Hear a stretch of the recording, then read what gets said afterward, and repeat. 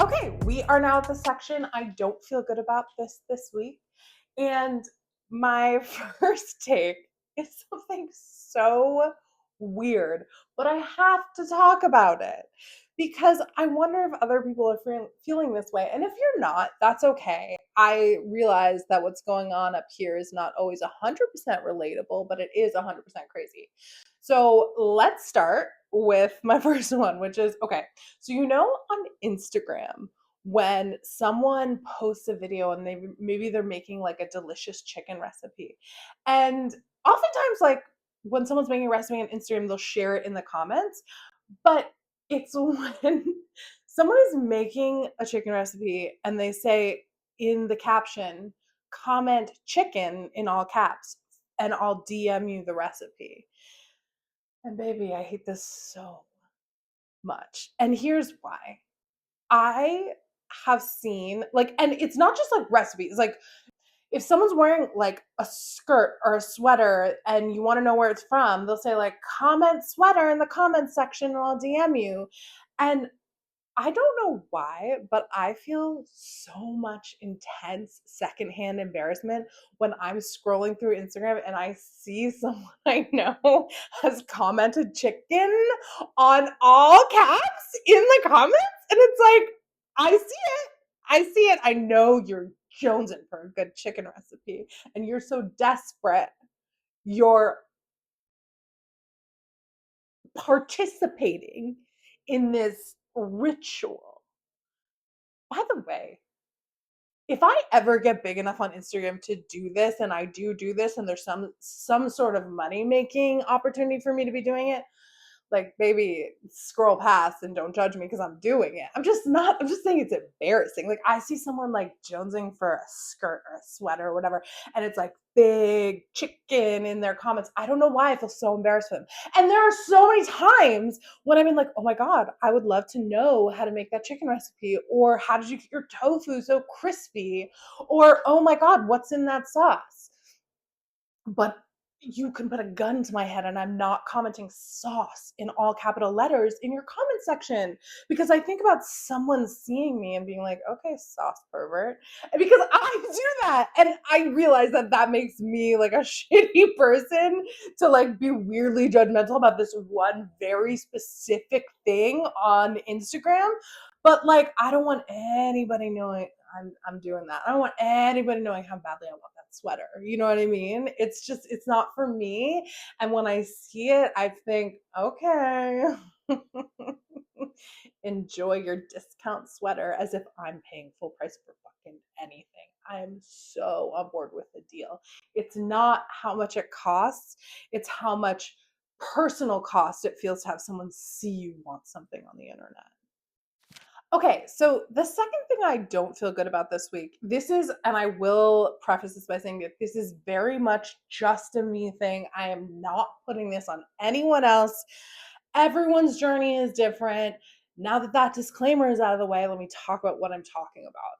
So I have ADHD, which I know a lot of people do, because the internet talks about it constantly, myself included. I do feel like when you have some sort of neurodivergence, it's actually helpful to talk about it and let people know how it affects you because it affects everyone differently, and people who are really interested in getting to know you and know like how you function within that neurodivergence is helpful.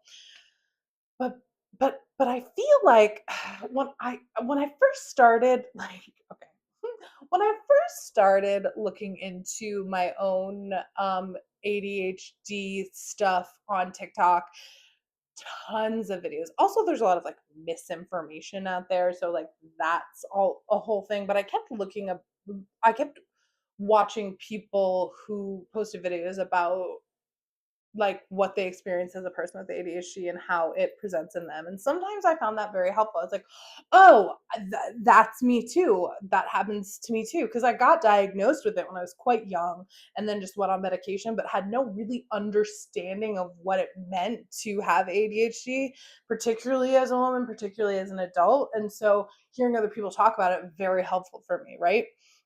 And also as a person who doesn't take medication for it currently, I use a lot of like hacks that I find that help me sort of, um, make my life a little bit easier so that like I can still function well, because it's all about not having great executive function skills.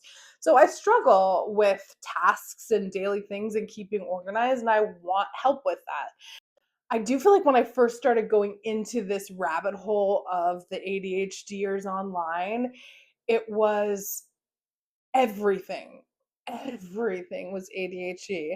And so it was like, I remember seeing a meme, and you may have seen this. It was like someone tweeted, and I'll find it and I'll put it up, but someone tweeted, um, some of y'all don't understand how hard Halloween is for people with ADHD. And then someone retweeted that and wrote like, y'all can't do fucking anything. And I felt that so wholeheartedly, because I was watching all of these videos about like, well, your ADHD can present like this, which means you don't do this, blah, blah, blah, and all this stuff. And it was like, I was letting myself off the hook for like functioning like a normal adult so much, because I was like, well, that's an ADHD thing.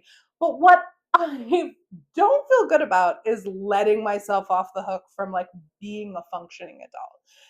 Things may be harder for me to get through than someone else who doesn't have ADHD, but that doesn't mean that I can't do shit. Like, I still need to clean my house and do my laundry and, try to have some sense of organization. I can't be like, well, sorry, my brain doesn't really function that way, so I'm not doing it at all. It's like, then I would be left in a house filled with dirty dishes, covered in mold, breathing in black mold, and fucking dying by the time I'm 45 because I'm not taking care of myself. I'm not letting myself off the hook anymore.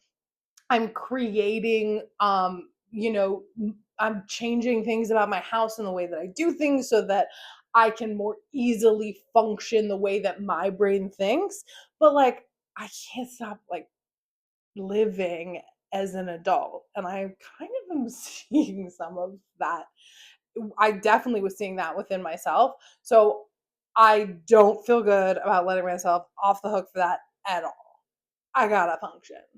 And let me tell you, it's 10 times harder when you don't have a job, because routines are really helpful. And I am the first person on the fucking planet to let myself go.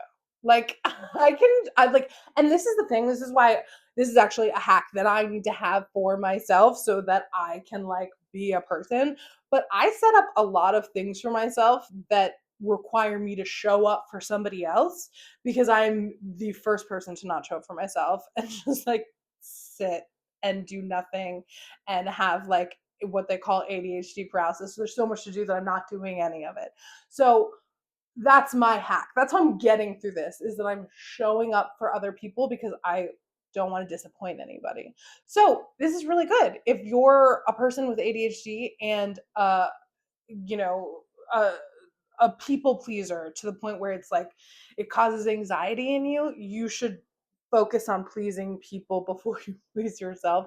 And this is great advice coming from a doctor of psychology or psychiatry. I'm not sure which one does the whole diagnosis and or does any of the things that I'm saying. But either way, take medical advice from me.